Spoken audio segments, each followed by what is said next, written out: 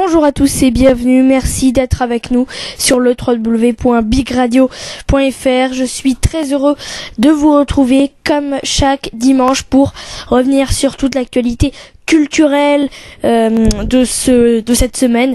Et premièrement, on va revenir sur la conférence WWDC, la conférence de développeurs d'Apple, où notamment iOS 6, Mountain Lion, de nouveaux ordinateurs ont été dévoilés chez Apple. Puis tiens, nous parlerons également du Futur en scène 2012, puisque l'exposition parisienne Futur en scène a ouvert ses portes au public pour sa 3e édition, et plus de 80 invitations et inventions sont présentées jusqu'au 24 juin. Il sera possible de découvrir ce qui fera partie ou non de la vie quotidienne des humains pour les années à venir. On fera une petite impasse par ce Futur en scène. Et puis on parlera également de l'affaire Dominique Strauss-Kahn, qui est à l'affiche d'un théâtre parisien, et Jean Dujardin, qui arriverait peut-être de l'Oscar à Martin Scorsese, puisque selon le magazine Variety, l'acteur aurait tapé dans l'œil du célèbre réalisateur Martin Scorsese, où Jean Dujardin pourrait prochainement jouer aux côtés de Leonardo DiCaprio et Joanna Hyde dans The Wolf of Wall Street. Et puis pour terminer cette émission, Marie-Christine Patoureau sera là pour nous parler de l'information espagnole, et elle reviendra sur le bon début de l'équipe espagnole à l'Euro 2012 en Ukraine et en Pologne.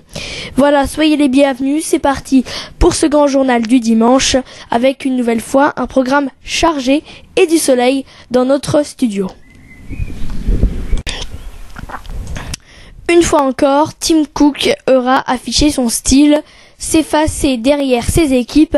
Jamais Steve Jobs, mais extrêmement malade, n'avait été aussi discret. Ici, chaque vice-président a eu son heure de gloire dans cette conférence d'Apple, que ce soit pour le matériel ou pour le logiciel.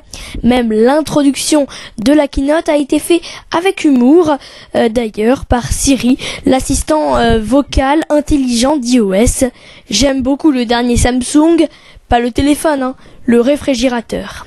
Et hop, une boutade, comme pour rappeler aux géants coréens qu'on a beau claner et créer des smartphones conçus pour les humains, mais on n'est pas le roi de l'intégration qui veut.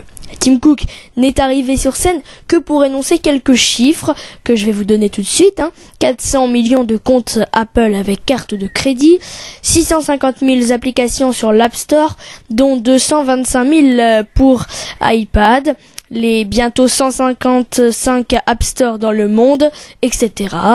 Un homme de chiffres donc, qui cède la scène pour ne la reprendre qu'en fin de keynote, avec les yeux émerveillé d'un grand môme. Peut-on rêver d'une meilleure raison de se lever le matin? Pas sûr. Voilà pour Tim Cook.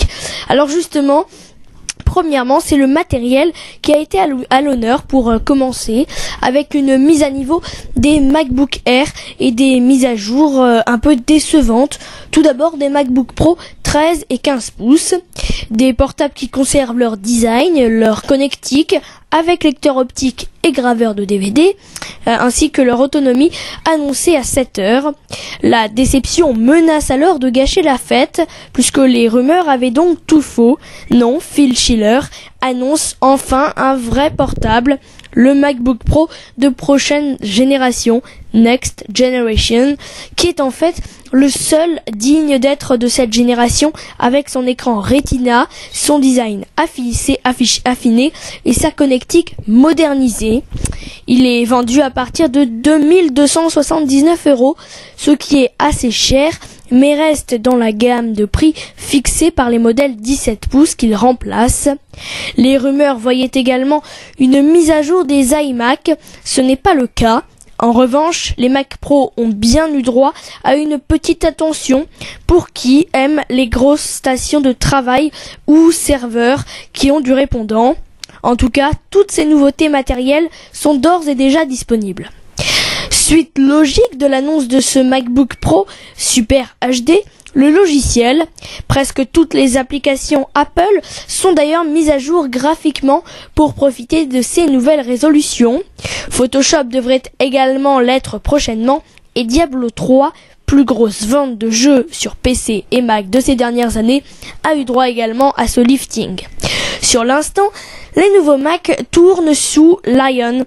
Ils auront droit à une mise à jour gratuite vers macOS X 10.8, dit Mountain Lion, quand celui-ci sortira de sa tanière en juillet prochain, sans plus de précision pour l'instant. L'occasion encore pour Apple d'en dire plus sur son prochain OS traditionnel et de moquer un peu l'éternel frère ennemi Microsoft. Il n'a fallu que 9 mois pour que 40% des utilisateurs de Mac adoptent Lion. Il a fallu 3 fois plus de temps pour que Windows 7 atteigne le même seuil. Évidemment, Apple s'est gardé de parler des différences de parc installés. La firme de Cupertino a annoncé 66 millions de Mac avec macOS X. Quoi qu'il en soit, Mountain Lion intégrera iCloud et toutes les applications Apple seront iCloud Ready, capables de sauver des fichiers dans le cloud, ce qui fera sans doute plaisir à ces 125 millions d'utilisateurs. Aparté 66 millions vs 125 millions, c'est là qu'on prend la mesure de l'importance d'iOS dans le développement d'Apple, tant pour la vente de matériel que pour la mise en place des services et de plateformes d'achat en ligne. Enfin, PowerNap est quant à lui une des nouveautés dont bénéficieront les MacBook Pro. Il s'agit en fait tout simplement d'un système qui permet au Mac de ponctuellement mettre à jour les emails, les contacts, les calendriers, les alertes, les notes ou encore les documents dans le cloud, même quand la machine est en veille. Un bon moyen d'avoir son Mac à jour au moment de reprendre son activité. D'un point de vue purement logiciel, on remarquera, comme on l'avait déjà constaté, que Notes a désormais son application rien qu'à lui et n'est plus seulement un petit bout de mail comme sur iOS. On retrouve également un tout nouveau centre de notification. Et puis enfin, dernière nouveauté, c'est celle de iOS 6 en attendant l'iPhone 5. Et oui, justement, iOS 6 était le grand espoir, le vrai espoir de cette soirée, et paradoxalement peut-être le moins enthousiasmant, encore qu'il faille lui laisser le temps de faire ses preuves, puisqu'il sortira à l'automne avec l'iPhone 5 selon toute vraisemblance. Un Siri amélioré a eu également droit à des démonstrations en long, en large et en travers. Seul souci, nous avons été échaudés une première fois avec Siri sur un iPhone 4S et sa version française, bien en deçà des capacités de sa cousine d'Amérique. On peut donc craindre que l'histoire se répète, même si il sait maintenant lancer des applications. Sur un point au moins, Siri devrait faire mieux, en collaboration avec le nouveau Maps, en partenariat avec des données TomTom et non plus avec Google Maps. Siri est capable de jouer le rôle d'un GPS vocal, vous guidant, vous disant quand tourner, etc. Le nouveau Maps est par ailleurs assez bluffant. Certaines villes ont été photographiées du ciel pour un rendu 3D splendide nommé Flyer, qui peut s'afficher à tout moment pendant la navigation afin de prendre un peu de recul. Autre nouveauté, l'intégration plus facile de Facebook. Apple a quant à lui également corrigé le tir dans plusieurs applications, les rendant plus pertinentes, plus faciles à utiliser. Ainsi, FaceTime peut enfin passer des appels vidéo en 3G et plus seulement en Wi-Fi. La fonction téléphone permet d'envoyer un mail en réponse à un appel qu'on n'a plus voulu prendre, un peu comme l'iPhone le fait déjà par SMS avec certains forfaits Orange par exemple. Mail également se renchérit avec de nouvelles fonctions. Bref, des dizaines d'améliorations que nous ferons un plaisir de vous faire découvrir très rapidement et dès qu'elles seront disponibles à l'automne avec iOS 6 sur les périphériques compatibles, à savoir les iPhone 3GS et supérieurs, les iTouch de 4e génération et supérieurs, ainsi que l'iPad 2 et le nouvel iPad.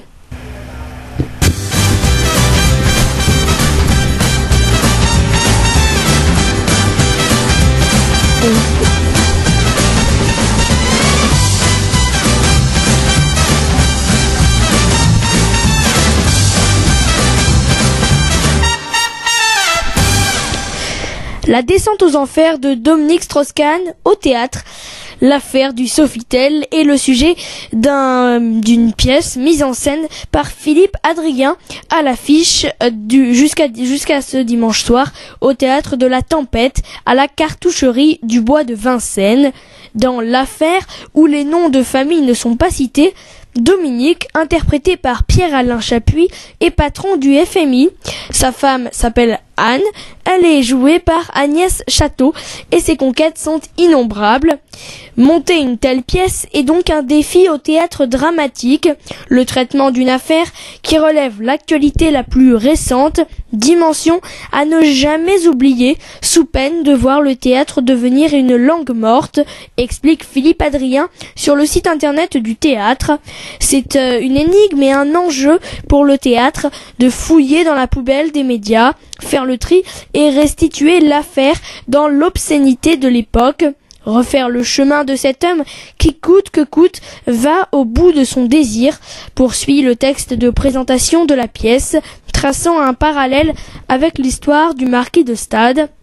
L'affaire est jouée dans le cadre du festival de théâtre à Vif, organisé par le théâtre de la Tempête du 6 au 24 juin.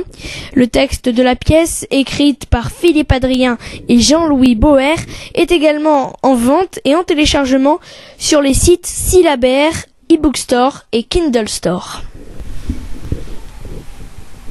Voilà donc pour cette affaire Dominique Strauss-Kahn. Restez avec nous.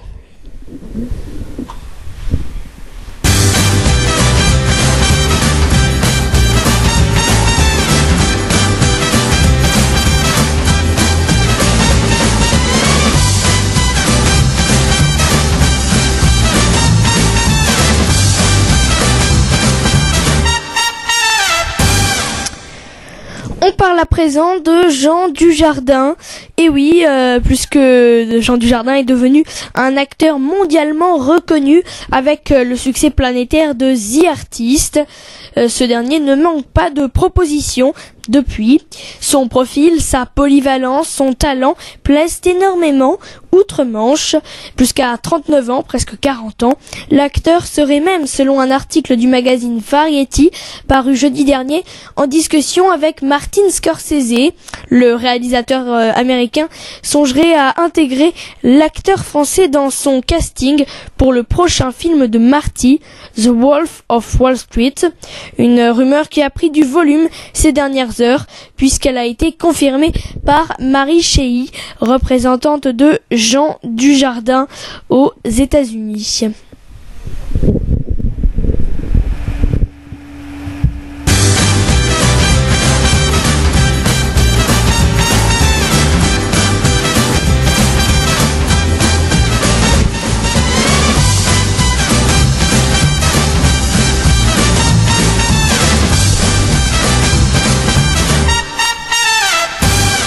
Et tout de suite, vous retrouvez Marie-Christine Patoureau.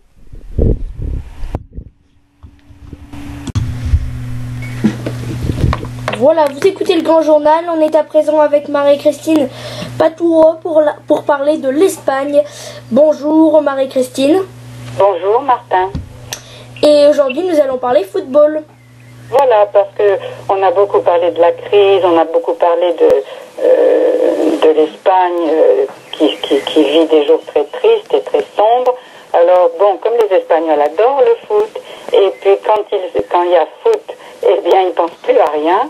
Je pense que ça vaut le coup de parler de ce football de l'Euro 2012 par rapport à l'Espagne. Voilà. Alors allons-y. Voilà, alors donc l'Espagne est lancée. L'Espagne n'a pas rencontré de difficultés pour disposer d'une bien faible équipe d'Irlande lors de son deuxième match de l'Euro 2012. 4-0. Une large victoire qui permet à la Roja de s'emparer de la place de leader du groupe C. Donc l'Espagne a été sans pitié. Après avoir démarré timidement son Euro par un nul face à l'Italie, on s'en souvient, il y avait eu 1-1, la Roja semble enfin être entrée dans la compétition après ce large succès enregistré face à l'Irlande, 4-0. Face sans doute à la plus faible équipe du tournoi. La sélection n'a pas fait de détails et a eu même le mérite de se mettre rapidement à l'abri. Une manière de tuer tout suspense en convertissant leur première occasion en but. Si malheureux face à l'Italie, Torres se rachetait de belle manière en ouvrant la marque d'une belle frappe dans un angle fermé. 1-0 à la 4e minute. Pourtant, les premiers à frapper par l'intermédiaire de Cox, deuxième, les Irlandais étaient sonnés et se montraient incapables de réagir. Trop limités, ils semblaient même spectateurs devant le monopole du ballon espagnol. Oui.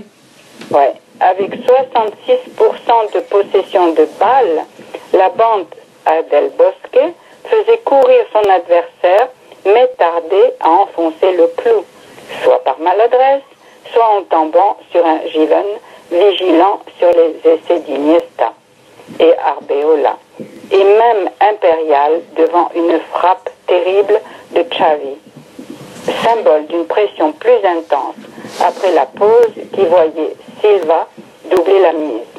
Buteur, le joueur de City se muait ensuite en passeur pour un Torres inspiré et vainqueur de son duel avec Given pour la deuxième fois de la soirée. À sens unique, ce match tournait même à la correction après une dernière réalisation du nouvel entrant Fabregas à la 83e minute. Malgré une belle frappe de Keane et le soutien indéfectible de ses supporters, l'Irlande est déjà éliminée de la compétition. Quant à l'Espagne, elle s'apprête à jouer une finale de groupe face à la Croatie lundi prochain. Voilà, on va maintenant parler un peu des joueurs du match. Il était si attendu après son entrée ratée face à l'Italie. Titulaire cette fois-ci à la pointe de l'attaque, Fernando Torres a répondu de la meilleure manière à ses détracteurs en inscrivant un doublé. Peut-être a-t-il gagné sa place, alors que ses concurrents au poste, Llorente et Negredo, ne sont même pas entrés en jeu. David Silva, quant à lui, a été virevoltant pour mener les offensives au milieu de terrain et sortir avec un bilan plus qu'honorable d'un but et une passe décisive.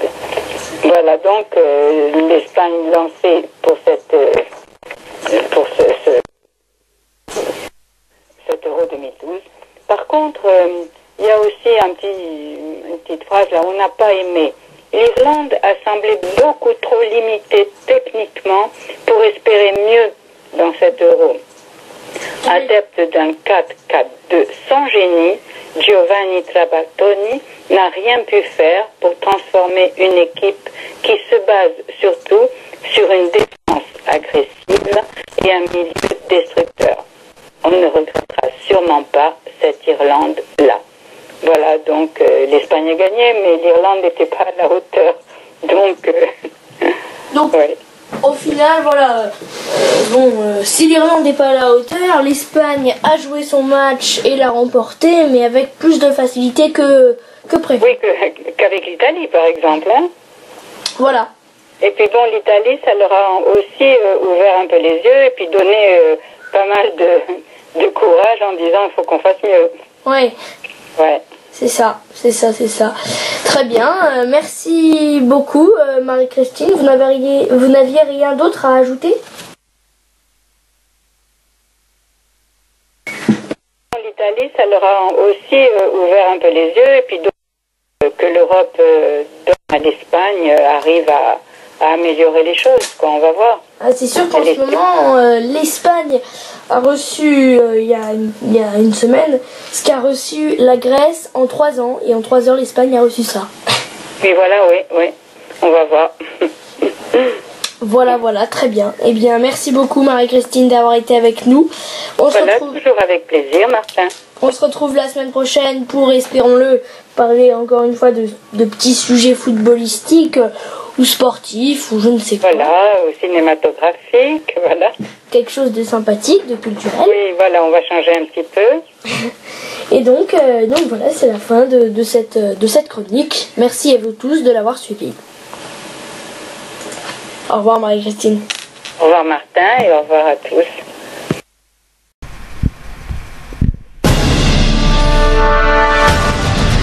Voilà, merci à vous tous et toutes d'avoir suivi ce grand journal. Voilà, bonne fin de soirée à vous tous. N'oubliez pas que nous nous retrouverons dimanche et samedi. Bonne semaine à vous également, bonne semaine à tous les bacheliers qui passent le bac dès demain matin avec la philo qui est la matière la plus difficile. Voilà, bonne semaine à vous tous, bonne chance à eux et à samedi sur Big Radio.